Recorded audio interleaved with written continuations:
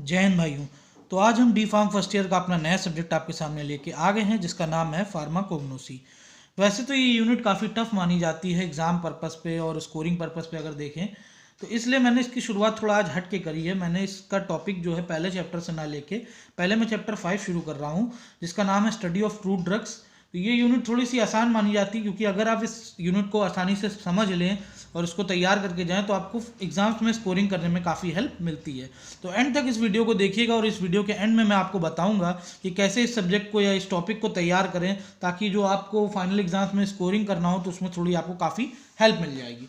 चलिए शुरू करते हैं फार्माकोग्नोसी का अपना पहला topic, study of crude drugs. तो स्टडी ऑफ क्रूड ड्रग्स में आज जो ड्रग हम पढ़ने वाले हैं वो है हमारी कार्मिनेटिव्स एंड जीआई रेगुलेटर। तो चलिए इसके बारे में थोड़ा सा पहले समझ लेते हैं कि ये ड्रग क्या होती है, इसके अंदर क्या आज हम पढ़ेंगे। तो पहले हम पता कर लेते हैं कि क्रूड ड्रग्स क्या होता है। कई लोगों के लिए ये शब्द नया होगा। क्रूड ड्रग्स यानी वो ड्रग जो हमें नेचुरली किसी प्लांट के थ्रू मिलती है, एनवायरनमेंट में मिलती है, ऐसी ड्रग को हम क्रूड ड्रग कहते हैं। यही मैंने यहाँ पे लिखा हुआ है, drugs which are obtained by naturally occurring substance like plant. तो ऐसी ड्रग्स को हम कौन सी ड्रग कहते हैं? Crude drug. तो अब हम आते हैं अपने नए टॉपिक पे या नए पॉइंट पे, जो कहता है कार्मिनेटिव्स। कार्मिनेटिव्स क्या होते हैं? Carminatives are agent that relieve pain in stomach and intestine. Carminatives वो एजेंट होते हैं जो हमारे स्टमक में और इंटेस्टाइन के पेन को रिलीव करने का काम करते हैं, रिलीफ देने का काम करते हैं। ऐसे एजेंट्स को या ऐसे सब्सटेंस को हम क्या कहते हैं? कार्मिनेटिव्स। नेक्स्ट हमारा आता है जीआई रेगुलेटर। जीआई रेगुलेटर हमारा क्या होता है? GI regulator are the agents which regularize the activity of GIT. GI regulator वो एजेंट्स होते हैं जो हमारी जितनी भी एक्टिविटी है, जितनी भी गतिविधि है गैस्ट्रो इंटेस्टाइनल ट्रैक्ट में यानी जीआईटी में, उसको रेगुलराइज करने का काम करते हैं। तो चलिए आगे बढ़ते हैं और देखते हैं आज कार्मिनेटिव्स और जीआई रेगुलेटर के अंदर हम कौन कौन सी ड्रग्स पढ़ने को मिलेगी। तो पहली ड्रग जो हमारी आती है वो कोरिएंडर है, जिसे आप सब जानते हैं, धनिया के नाम से जाना जाता है। Coriander is a herb grow once in a year. Coriander एक ऐसा पौधा है जो साल में एक बार उगाया जाता है। It is also name by the name of cilantro and Chinese parsley. तो धनिया का जो और दो नाम है जिसके द्वारा हम उसे जानते हैं, उसका नाम है सिलेंट्रो और चाइनीज पार्सले। तो ये दो नाम से भी हम धनिया को जानते हैं, यानी कोरिएंडर को जानते हैं। तो अब इसमें भी समझते हैं इसके अंदर क्या क्या हो सकता है। तो पहला आता है इसका बायोलॉजिकल सोर्स। तो बायोलॉजिकल सोर्स क्या होते हैं? It is a fully dried ripe fruit of coriander sativum. ये हमारा एक फुली ड्राइड, पूरी तरह से ड्राई होता है, राइप्ड पका हुआ फ्रूट होता है किसका? कोरिएंड्रम सैटिवम का। इसके नाम थोड़े से टफ होंगे तो इसका कोई शॉर्टकट नहीं है, ये आपको याद करना ही पड़ेगा। और अगर आप ये नाम याद नहीं रखेंगे तो आपको स्कोरिंग में प्रॉब्लम आ सकती है।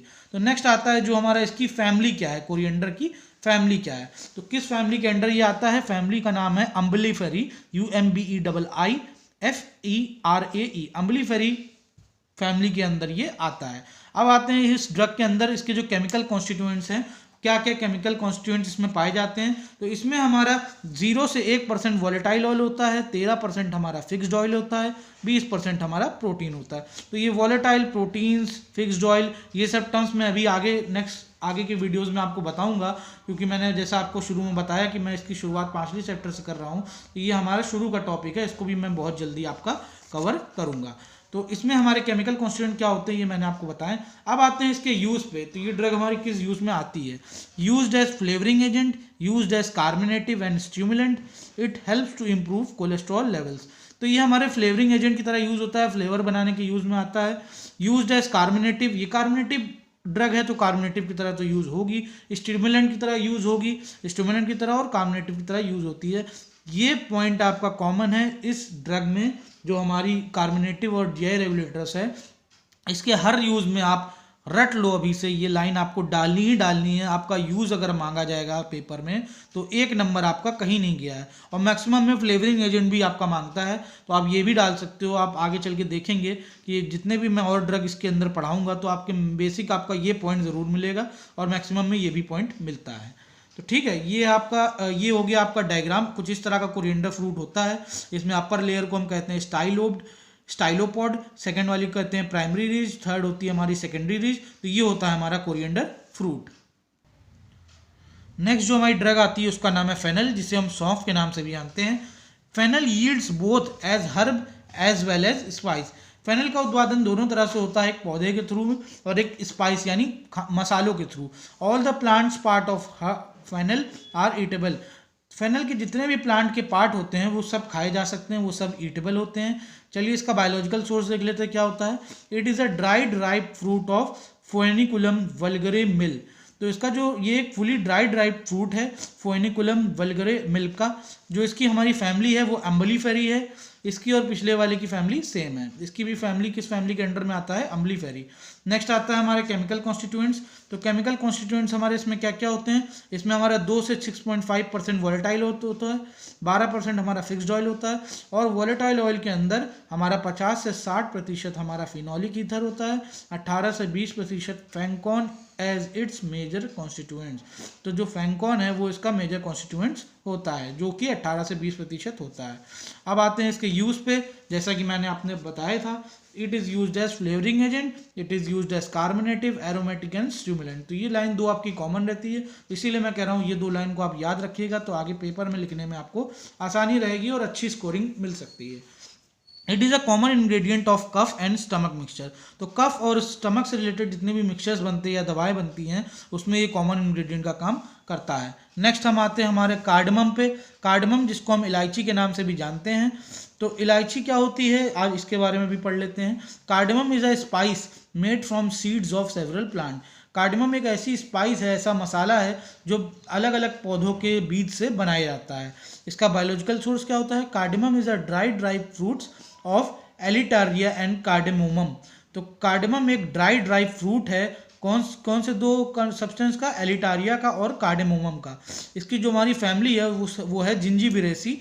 और जो इसमें केमिकल कॉन्स्टिट्यूएंट्स पाए जाते हैं, इसमें हमारा वॉलेटाइल ऑयल होता है 2.8 से 6.2%, स्टार्च होता है 50%, फिक्स्ड ऑयल होता है 1 से 10%, और इसमें कैल्शियम ऑक्सलेट भी पाया जाता है। अब आते हैं इसके यूज़ पे। यूज़ हमारा इसका वही same, used as carminative, used as flavoring agent and used for treating indigestion। indigestion को भी ट्रीट करने का काम करता है। नेक्स्ट हमारी जो ड्रग आती है उसका नाम है जिंजर, जिसे आप सब अदरक के नाम से भी जानते हैं। तो जो हमारा जिंजर का जेनरिक नेम होता है, तो generic name of ginger is Zingiber. तो जिंजीबर हमारा जेनरिक नेम है अदरक का यानी जिंजर का। इसका बायोलॉजिकल सोर्स देख लेते हैं। Ginger is the rhizome of Zingiber officinale Roscoe.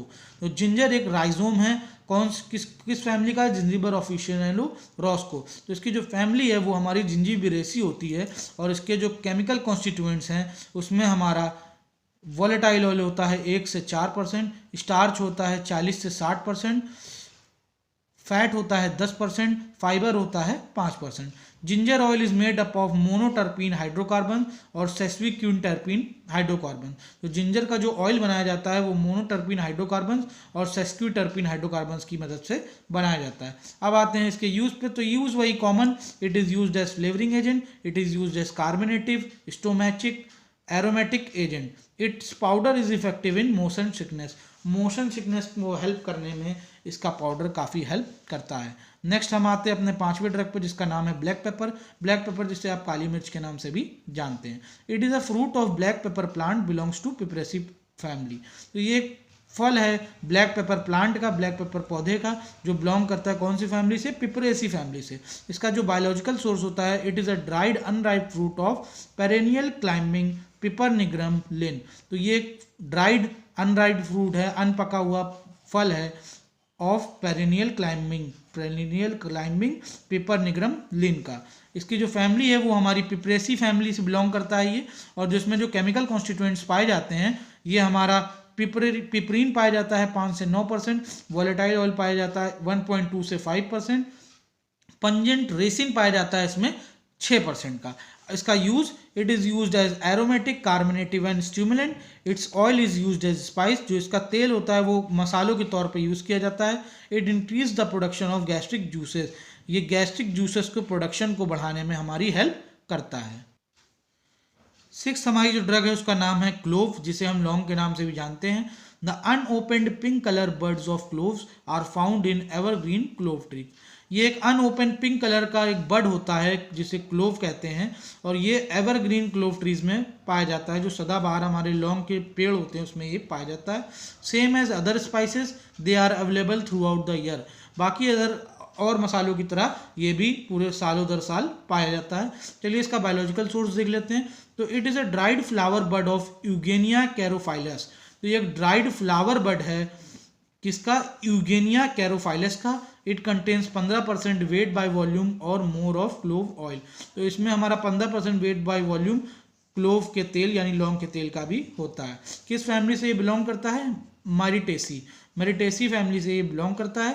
और जो इसके केमिकल कॉन्स्टिट्यूएंट्स है इसमें 15 से 20% हमारा वॉलेटाइल ऑयल होता है, 10 से 13% हमारा टेनिन्स होता है, 70 से 90% यूजिनॉल एसीटेट होता है या इजिनॉल होता है।